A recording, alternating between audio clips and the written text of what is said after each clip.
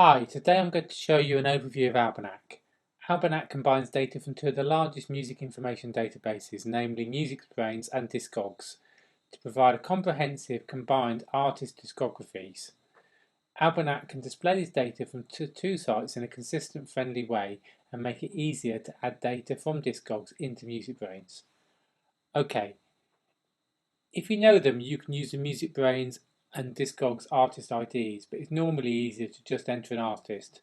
So let's try the English indie electronic band Hot Chip. Okay. Press submit. There's only one band with this name, so Albunack takes us straight to the discography. As you can see, releases are grouped by the type of release, with MusicBrainz releases listed first in chronological order, and then Discogs releases following. Now, when we say release, the correct MusicBrainz terminology is actually release group. The idea is a band would release a new album, for example. This would be the release group, and then every different version of that album is a release. A different version could be a slightly different track listing, or maybe just a release on a different label, or released in a different country, or on a different format. So, if we open the release group, the warning here, I'll scroll up a bit. You can see it contains 3 MusicBrainz albums, or MusicBrainz releases, already linked to 3 Discogs releases. One MusicBrainz release that Albunack has found a potential link to Discogs. 3 MusicBrainz releases where no link to Discogs could be found, plus an additional 11 Discogs releases. And now looking at the first 3 releases, you can see there's a UK CD version, a US CD version, and a US vinyl version. And this is typically the kind of differences you might find. Also notice that the CD versions have 12 tracks and the vinyl version has 11 tracks. You can expand any release to see the complete track listing as follows.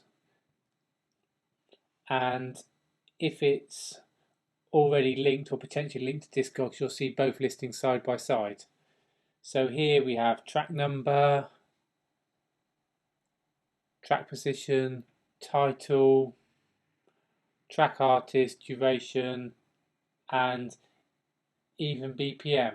I forgot to say that Albunack also includes data from the acoustic analysis database AcousticBrainz.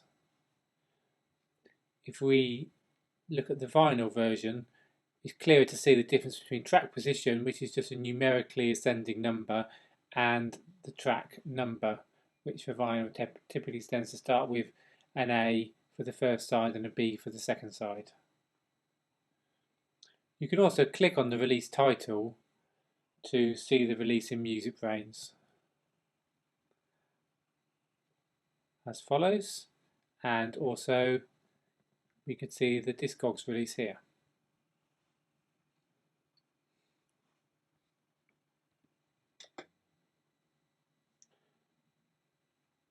Now, if we close this release group for the moment, and we just scroll down, you can see that at first we list studio albums, then we list different types of albums such as live, compilation albums, remix albums. Then we list singles and EPs, which we group together because it's not always very easy to tell whether something should be a single or an EP. And different types of single, and then at the end we have others and unknown types. You probably also noticed that for this artist we have more Discogs releases than we do MusicBrainz. This is generally the norm because Discogs is primarily a website for selling second-hand records, and the release cannot be sold on Discogs unless it has been added to the Discogs database. So it tends to have more promos and limited editions and other rarities than MusicBrainz. It also tends to have more singles than MusicBrainz. But for a recording artist, it is more important to be in MusicBrainz. MusicBrainz is a primary music database of many sites such as the BBC, Spotify and Music Match, and MusicBrainz IDs have become a de facto standard.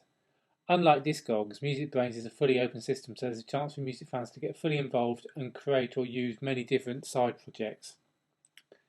So Albunack makes it easier to link Discogs releases and into existing MusicBrainz releases and import Discogs releases into MusicBrainz. And we talk about that in the next video. So bye for now, and thanks for watching.